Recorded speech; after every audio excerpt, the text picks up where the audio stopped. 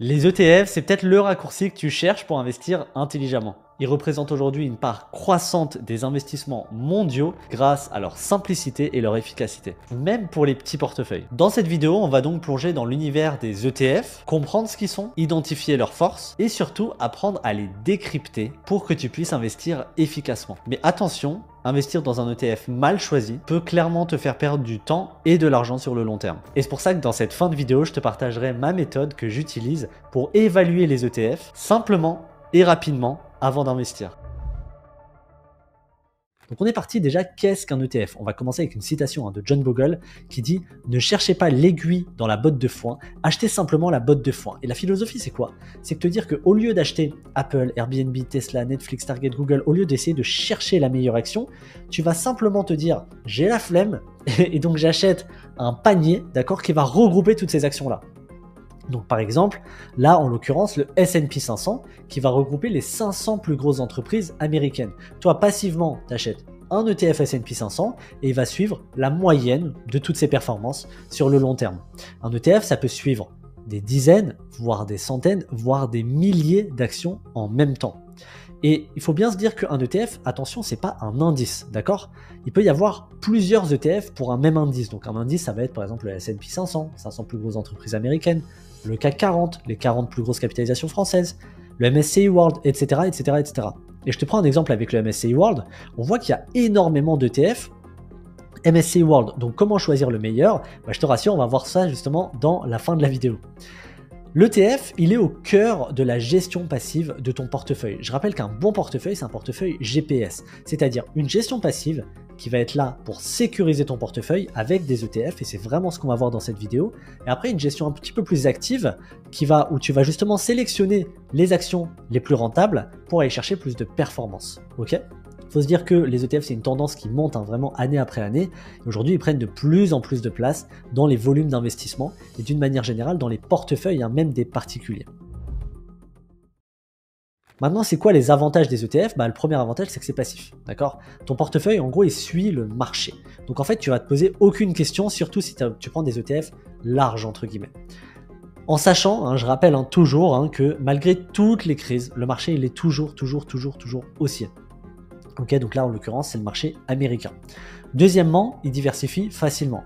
En fait, en un clic, tu vas pouvoir acheter des dizaines, des centaines, voire des milliers d'actions en même temps.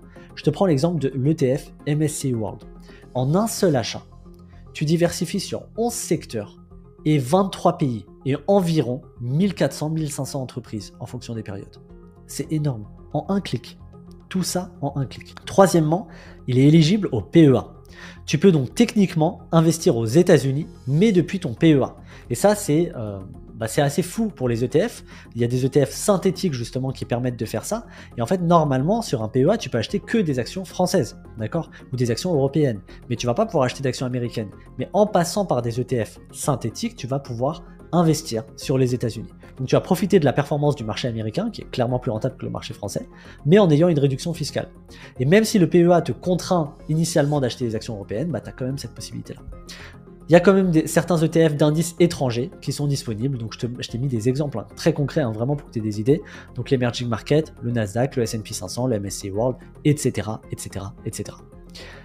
Quatrièmement, les frais sont pas chers, ok? Et d'ailleurs, les frais, il faut se dire que j'ai fait une vidéo complète là-dessus, mais en gros, les frais, c'est une des raisons pour laquelle 98% des fonds actifs sous-performent le S&P 500 aux États-Unis, d'accord? Il faut se dire que 98% des fonds des professionnels font moins bien que le S&P 500. Et ils font pas moins bien parce qu'ils sont moins bons, ils font moins bien parce qu'ils facturent trop de frais. Et donc leur performance nette de frais, elle est vraiment inférieure.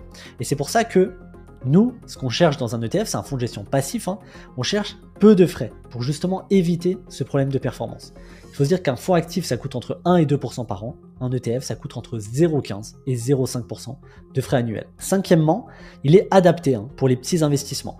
Quand tu débutes, déjà, ça peut être une solution de facilité pour commencer sereinement. Dans ton portefeuille GPS, tu vas forcément commencer avec des ETF. Et le plus important, c'est déjà de lancer la machine, de commencer à faire rouler cette boule de neige. Si tu investis 100 € par mois, forcément c'est plus compliqué d'investir dans plein d'actions, de se diversifier, etc. C'est vraiment pas le but. S'investir 100 € par mois, tu peux te dire, bah moi j'investis 100 € par mois dans un ETF et je me prends pas la tête. La plupart des ETF éligibles au PEA, bah en fait ils te coûtent pas cher et ils peuvent t'apporter cette solution. Ils vont te coûter 20 €, 30 €, 40 €, 50 €, etc. Et sixièmement, et c'est un argument qui est super, c'est qu'il est difficile de prédire les prochaines entreprises qui vont exploser, donc ça c'est factuel. Mais l'ETF, lui, il va suivre un indice, d'accord? Donc cet indice, lui, il va se mettre à jour automatiquement. Il est auto-nettoyant, entre guillemets.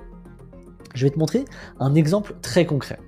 Un indice boursier, c'est amené à évoluer dans le temps, d'accord? Je te prends les exemples. Le top du CAC 40 en 93, tu vas avoir Alcatel, ELF, L'Oréal, Danone, Général des Eaux, Total, Société Générale, LVMH, Union des Assurances de Paris et Air Liquide. En 2024, tu auras LVMH, Hermès, L'Oréal, Total Energy, Schneider Electric, Sanofi, Airbus, Essilor, Air Liquide, Safran.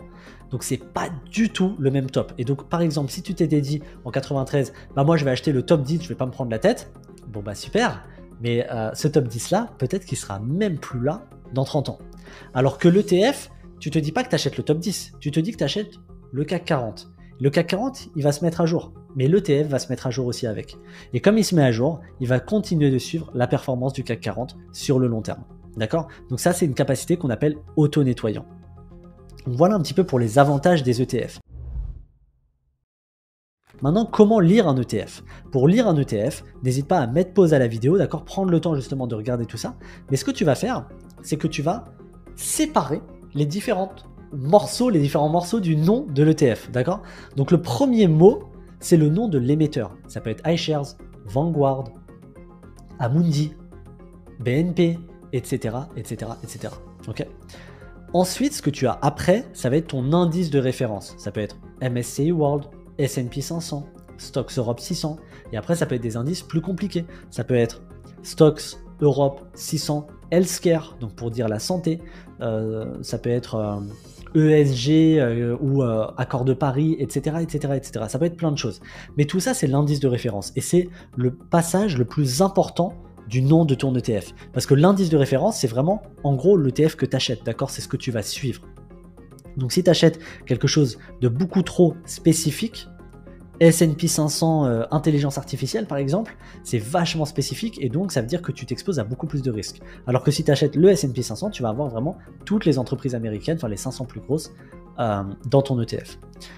Ensuite, tu vas avoir PEA. Donc PEA, tu vas pas toujours le voir affiché, hein, d'accord? Des fois, tu vas voir PEA, des fois, tu vas pas voir. Si tu le vois pas, ça veut dire que si tu le vois, ça veut dire que c'est éligible au PEA. Si tu le vois pas, ça peut être éligible, tout comme ça peut ne pas être éligible.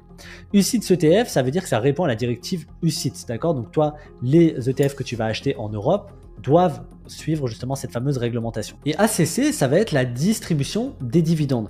Donc en gros, ton ETF va recevoir des dividendes et va pouvoir soit te les redistribuer, soit les réinvestir. Je vais t'en parler juste après, d'accord, dans les critères de sélection des ETF. Donc voilà un petit peu pour les ETF. J'espère déjà que sur cette partie-là, c'est beaucoup plus clair. Maintenant, on va voir ensemble les critères personnels que j'utilise pour choisir les meilleurs ETF. Le premier de ces critères, c'est la qualité de l'indice de référence. En fait, un indice, selon moi, un bon indice d'ETF, ça doit être un indice qui est connu, qui est assez large, donc régional, géographique, d'accord, et qui est très simple. Donc un indice en fait tout simplement qui est bien diversifié. Le principe de l'ETF dans ton portefeuille GPS, c'est justement d'avoir ce côté sécurisé, ce côté diversifié, ce côté je me prends pas la tête en fait. J'investis en 2 minutes par mois. Un indice qui est historiquement performant. Je vais te donner quelques exemples, hein, d'accord? Le S&P 500, le MSCI World. Tu peux même regarder le MSCI Emerging Market sur une petite partie de ton portefeuille, pourquoi pas. Pour te donner un exemple très concret, c'est que plus ton ETF va être spécifique, il va suivre un indice spécifique, donc sectoriel, thématique, plus tu vas prendre un risque sur tes investissements. Ok? Donc le niveau de risque très bas, ça va être le MSCI World, le Stocks Europe 600, etc. Ensuite, tu vas avoir les pays, S&P 500, CAC 40, etc. Puis tu vas avoir les secteurs, la santé, la tech, puis les thématiques, l'intelligence artificielle, l'eau et tout. Il faut se dire que plus tu vas chercher à avoir un ETF spécifique, plus tu vas augmenter ton risque. Et mon avis, c'est que l'ETF doit te faire gagner du temps. C'est la gestion passive de ton GPS. Et donc plus l'indice est simple et efficace, mieux ce sera pour ta sérénité personnel. Si ça t'intéresse d'en savoir plus, je t'ai récapitulé 13 ETF qui sont selon moi les plus rentables et les plus efficients pour ton portefeuille. Je t'ai tout mis en description, tu peux cliquer et avoir ton petit cadeau avec ces fameux 13 ETF. Le deuxième critère, c'est le type de gestion des dividendes. Comme je te disais, l'ETF, en fait, il fonctionne comme ça. Lui, ça c'est ton ETF, non pardon, il est là, il investit dans toutes ces actions-là, ces actions lui reversent des dividendes, et là il a deux possibilités. Soit il va te reverser les dividendes, et donc toi tu vas avoir les dividendes et c'est super, parce que tu vas pouvoir racheter des ETF, ok. Donc ça c'est ce qu'on appelle un ETF distribuant. Soit il va réinvestir les dividendes lui-même. Tu vois, il reçoit les dividendes, et en fait il va racheter des parts. Pour toi, dans les deux cas, ça change pas grand-chose, parce que soit tu as plus de parts d'ETF, mais qui vaut moins, soit ton ETF vaut plus, parce qu'en fait, il a acheté plus d'actions, d'accord? Donc ça, c'est un ETF capitalisant. L'avantage de l'ETF capitalisant, c'est qu'en fait, c'est automatique, il s'occupe de tout. L'ETF, il s'occupe de tout et il prend en valeur. L'inconvénient des ETF distribuants, c'est qu'en plus, il y a un frottement fiscal, c'est-à-dire que ici, au moment où toi, tu reçois le dividende, eh ben, tu payes une petite partie à l'association très lucrative des impôts français. Et donc forcément, tu vas pouvoir acheter moins de parts d'ETF, et donc ça, c'est contraignant. Okay, donc personnellement, moi, je choisis toujours des ETF capitalisants pour optimiser ma fiscalité. Troisièmement, les frais de gestion. Les frais des ETF, c'est entre 0,15 et 0,5%. D'accord? Donc fais très attention à ne pas tomber sur des ETF qui sont trop spécifiques et qui te facturent des frais astronomiques. Plus un ETF est spécifique, plus il va te faire payer cher. Je te prends l'exemple du Lyxor PEA-O, il te fait payer 0,6% de frais. Donc la plupart des ETF à bas coût ont plus d'encours sous gestion. Tu peux les reconnaître comme ça. On va en parler justement. La taille du fonds. La taille du fonds, nous on veut au moins 100 millions d'encours sous gestion pour un ETF. Ok? Plus le fonds est élevé, plus c'est rassurant bien évidemment.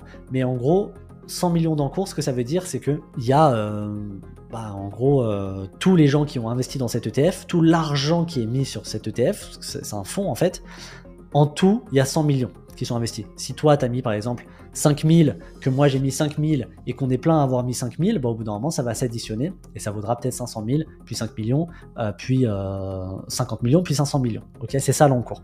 Et donc nous, on veut au moins 100 millions d'encours. Cinquièmement, on veut un émetteur qui est connu et fiable.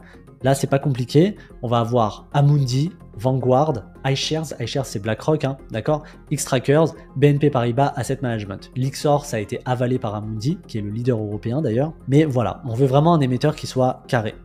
La qualité de la réplication, ça c'est ce qu'on appelle le tracking différence, d'accord? C'est la différence de performance entre l'ETF et son indice de référence. Donc en gros, il faut se dire que le S&P 500 par exemple, il va faire comme ça, d'accord? Le S&P 500 il va faire comme ça, et ton ETF il va faire peut-être comme ça, il va aller peut-être un peu au-dessus ou un peu en dessous, ok? Et ce petit écart-là, c'est le tracking différence, parce que l'ETF il peut pas parfaitement suivre un indice, il va faire en sorte, il va faire tout ce qu'il faut pour suivre l'indice, mais il va forcément être impacté par des facteurs, par les frais de gestion, par les impôts, par le timing de réinvestissement et par les prêts de titres aussi qui lui rapportent de l'argent.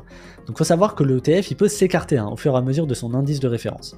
Et je te donne des exemples très concrets, enfin un exemple très concret, c'est tu vois le Lyxor Stocks Europe 600 Healthcare, d'ailleurs je t'invite à faire l'exercice de relire cet ETF et me dire ce que c'est, et ben en fait il fait moins bien que son indice de référence sur le long terme. Tu vois que lui il est en bleu là, et l'indice de référence il est en rose. Et lui, tu vois qu'il fait un tout petit peu moins bien, c'est-à-dire qu'il va perdre 2, 3, 4, 5%, et à force, en fait, il perd. Donc ça, faut faire attention, c'est un critère qui peut vite devenir éliminatoire si le tracking est trop élevé, d'accord? Septièmement, l'ancienneté du fonds. Tout comme pour l'encours sous gestion, on cherche évidemment un ETF qui est solide et historiquement fiable. Les ETF, c'est quand même récent, d'accord, ça n'a pas 150 ans, mais il faut quand même un fonds qui a au moins 3 ans pour être rassuré. Idéalement, plus le fonds est ancien, mieux c'est. Attention aux ETF thématiques qui sont très souvent très récents. Okay.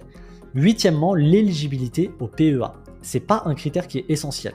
Okay. Si un ETF n'est pas éligible au PEA, je pense par exemple au Gold d'Amundi. Okay. Le Gold d'Amundi, c'est ce qui permet d'investir dans de l'or. C'est pas éligible au PEA, mais ça peut être un très bon ETF pour investir dans de l'or. Donc c'est pas un critère qui est essentiel pour prendre une décision.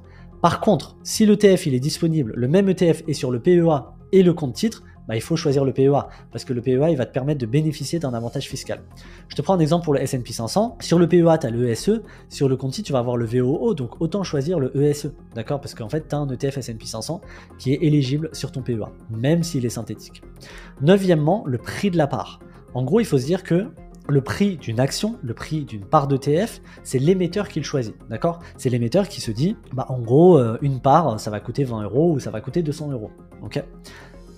Pour un même indice, il peut y avoir plusieurs ETF avec des prix différents, ok? Donc je te prends le MSCI World, il a 2 ETF PEA. Au moment où moi j'ai tourné cette vidéo, les 2 ETF, t'en as un qui coûte 5,50 € et l'autre qui coûte 546 €.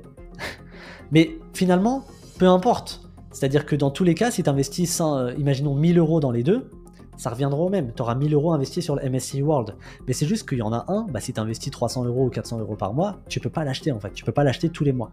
Tu peux l'acheter une fois tous les 2 mois. Alors que l'autre, tu peux l'acheter. D'accord?